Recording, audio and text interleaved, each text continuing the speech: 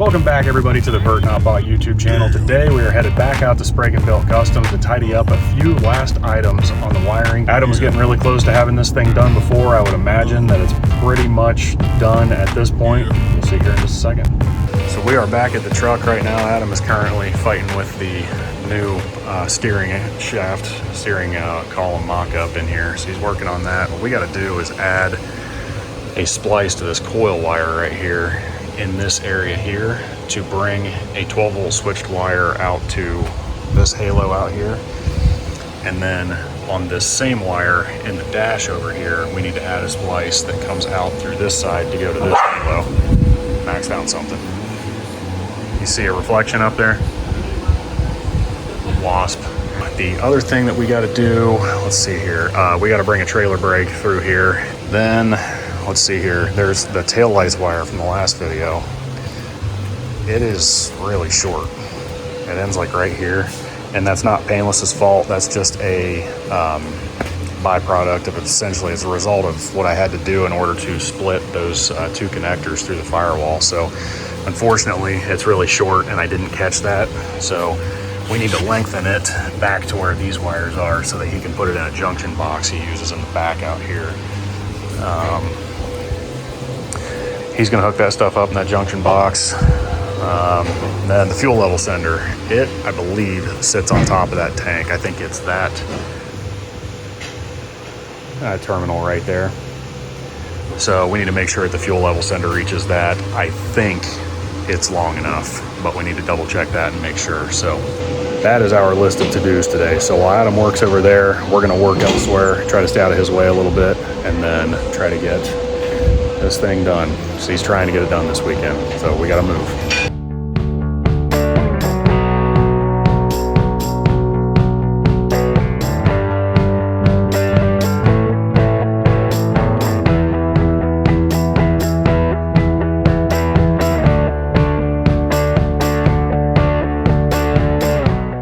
All right, so we've got the wires at least cut and prepped for now that we're gonna need to do what we're doing here, but this is where we're going to start since Adam is currently out there over the steering column. So we need to get this pin into that connector and run it up to somewhere right here is where that coil wire is.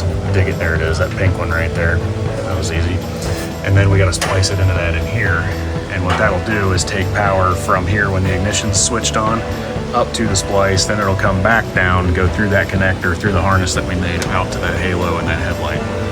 But remember how I've said like 2,000 times now that we don't want to shrink the boots till we know we have everything in there that we want in there? This is why we don't shrink the boots, because we didn't have everything in there that we wanted in there. Pretty simple concept, right? So take it from me,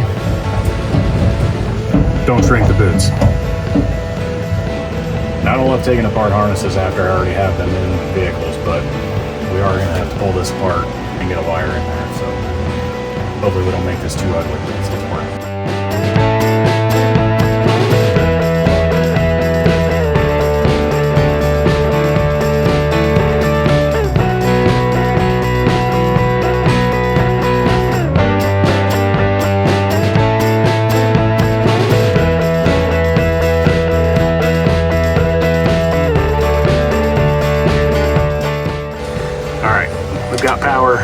From the coil wire here, and we have got it down to the bulkhead connector there. What we need to do now is take the wire that's currently hanging right there and plug it into the outside, the socket of this connector, and run it out through the harness to the right front headlight.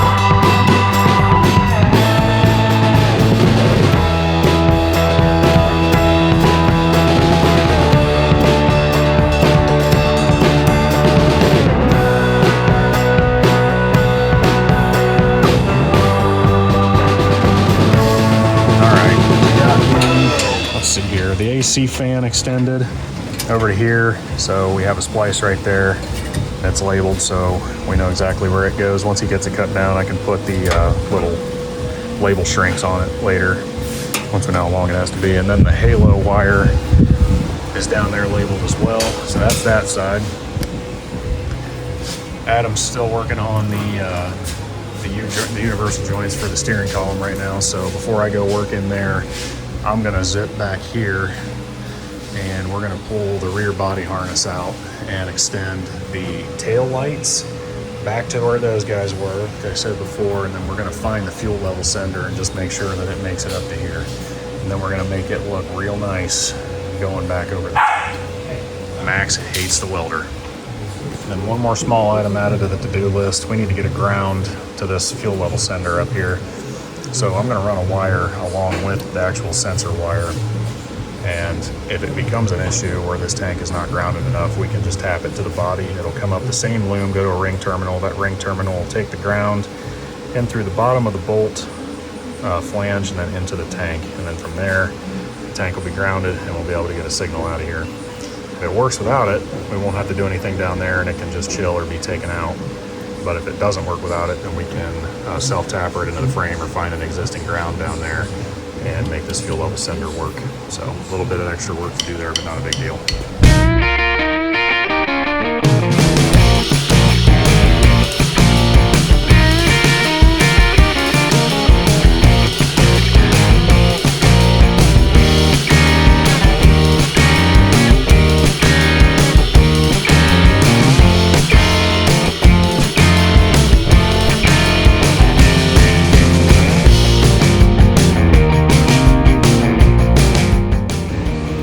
You can tell from the time lapse, but putting that loom on there really wore my thumbs out. Also, never thought in a million years on this channel I'd be bear hugging a tank full of diesel, but here we are. And I say bear hugging, I meant humping. Nope.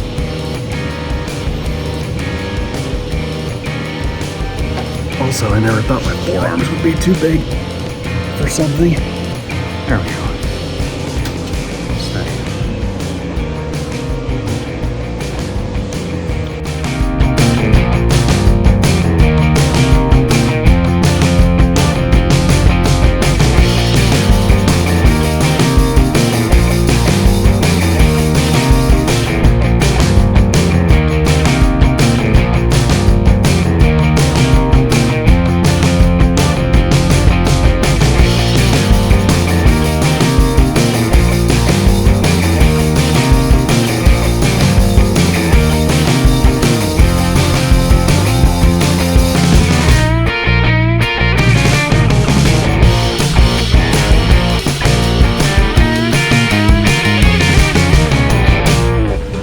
Tidies this up. I think that turned out nice. This little wire right here keeps wanting to step up, but it'll relax over time being out in the sun and just gravity pulling on it. Got it tied up to the breather on the way down, and then we'll get it tidied up under there a little bit to go in the body a little cleaner, even though it kind of doesn't really matter, but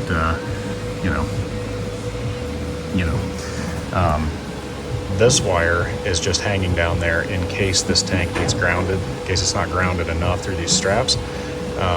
In which case it can just be tied into a self-tapper that's holding the brake line that goes to the rear axle. So if that's the case, then we can just ground that real quick and this sender should work just fine.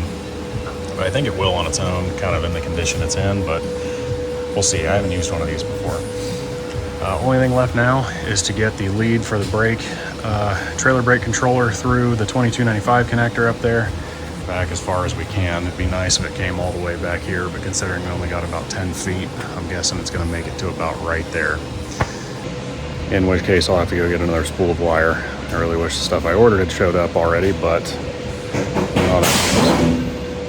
it is what it is. So while Adam's not hanging out in the driver's seat, we're gonna go ahead and jam this wire into the 2295 real quick. And we only have one pin remaining in the large pins in the center, so to get this through there is going to be a little tricky, but I think we can get it in there.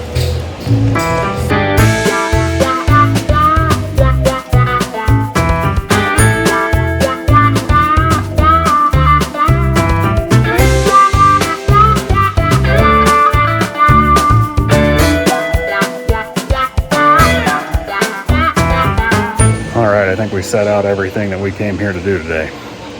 Took a little longer than I thought. About 4 hours. So right now we have got the tail light wire extended and all of the rear body harness for these lights back here, dangling over the rear axle there, so that is good. We didn't have to extend the fuel sender, it went all the way back, so I was able to get it hooked up to the fuel sender and get a ground run down there. Just in case the tank isn't grounded, he can tap into a body ground underneath where the brake line is anchored. We have 12 volt from the brake controller run through the 2295 down there, and then its mate comes down, unfortunately, to right here, so it's not quite long enough to make it back to the junction box he wants to put in, so that'll need extended. I did forget we needed to run a halo splice out of that 2295 up there to this halo, so I'm going to come back tomorrow and take care of that. We did get it run from the coil wire to this side like you saw, and then we got the fan wire extended here as well. So we are done in here. He just has to connect some stuff in here. That's it for tonight. I'm gonna come back out tomorrow and get that wire, that splice in there for the left side halo, and then see if I can help him with a couple other small things if I got some time. And that'll do it for this one. All right, so it's a couple days later. I haven't been able to come back out here. I've been busy with my dog, but we're working on this side of the truck again, and we made a bit of an oopsie. So the owner of this truck wanted some AC, and that's the system from Old Air Products here. It's a pretty nice system, right? Recommend it? Pretty nice. It's very compact and small. I mean, it comes with all the hoses and everything you would want, and it actually, this kit I think is cool because it gives you all your own lines, so you can crimp your own lines to the right size you want. That's nice. So I chose the kit that did not come with the compressor, but you can buy them with the compressor and everything. Oh, that's cool. I think this kit was like $1,800 for everything. So it's got all electronic controls in it. It has vent, dash, and foot on the passenger side, and all electronic valves and stuff to turn all your heat and stuff on and off. That's really nice. And comes with your dryer and everything, and a new evaporator. Nice. So everything you need put together. Just the only thing we didn't know is that it comes through the firewall right where we had this connector. So what we're doing right now is moving this down to about here. That being said, the driver's side is done because we got the boots on it. They're finally all hardened up. They were about 1,000 degrees for a few minutes there, and they look really good in there. Honestly, they kind of look like they belong. So I'm really happy with how that turned out. But again, we had to de-pin the firewall connector there, the bulkhead connector. So the harness is laying in there. So we got to drill a new hole, get the bracket put on there, get some riv nuts. Jeez Louise. Get some riv nuts put in the firewall, get the hole drilled, get the bracket mounted, pull the harness through, put it in the bulkhead connector and put it back on. And then we'll be able to hook that one up and put the boot on it.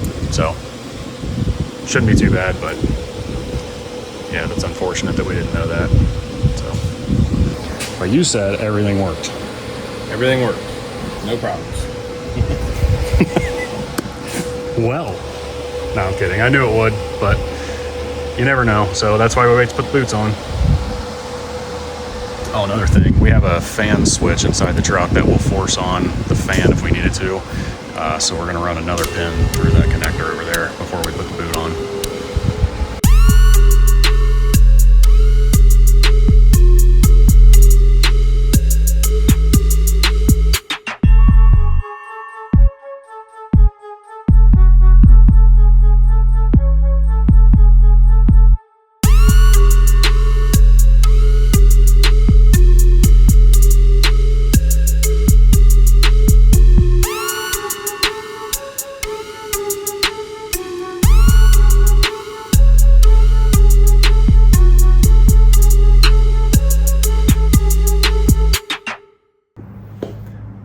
So I'm currently editing the video that you're watching right now, and I realized it just kind of ended. So my apologies.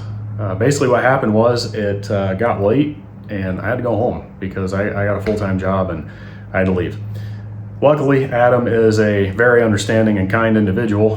He took care of the last few ticket items that I had on that truck, and I do appreciate it, even though I would have liked to have been able to come back and see it through. But I wasn't there to see the truck when it's completely done, which bums me out because it really was a work of art. However, if you want to see it, in one of these two top corners, I always point at the wrong one, I will post a link to the video that he put out when that truck was done and delivered to Jack's Wax. Now, that being said, that concludes this video series on that truck on this channel. You probably won't be seeing much more of that truck unless something comes up. You will be seeing some more of it on Adam's channel, so be sure to pop over there and check out what he's got going on. But in the future, Adam has kindly asked me to work on this truck, which is a huge honor. So Adam, thank you. That must mean that I passed the tryout working on the 1975, and you now want me to work on the truck that made you famous. So man, I am super stoked about doing that. I'm not exactly sure what I'm gonna be doing on this thing yet. We haven't discussed the details, but I'm going over there next week to talk to him and figure out what we wanna do on his truck to try and help promote his brand and just take the wiring to the next level. So I'm super excited about that. So for those of you that bounced over here from Adam's channel to see what I'm about and to watch me do my part of this project, I appreciate you guys, thank you.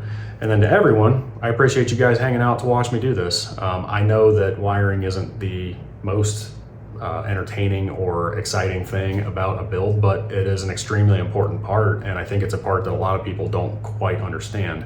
So that's kind of what I'm trying to do on this channel, is kind of bring some understanding to wiring and how it works, because I think a lot of people just don't understand it, and that's why they're scared of it. It's really not that hard. It's just time consuming. But that being said, moving forward, you guys will see more Loadstars on this channel. We built a good working relationship, and honestly, he's a really nice guy and I like working with him. So moving forward, I hope to be working on some more customer stuff with him. And it should be a good experience and a good set of videos, and maybe we'll get into some more crazy stuff moving forward. Who knows? Who knows where this will go? But regardless, I'm excited about it. However, for the guys who came over here from Spragen's channel, this channel's really centered around the Honda stuff. I'm a big Honda guy, right? So what you're gonna see moving forward is some wiring on my Honda K-Series stuff. We race in the Champ Car Endurance Series 2, so there'll be that, and then me building my Time Attack car. So maybe not your shtick, so if you jump ship, I kind of understand. However, if you hang out, you will see more Loadstar stuff. So all that being said, thank you guys for supporting the channel. I appreciate you. Go out and build something. It's good for you, and we will see you on the next one. Peace.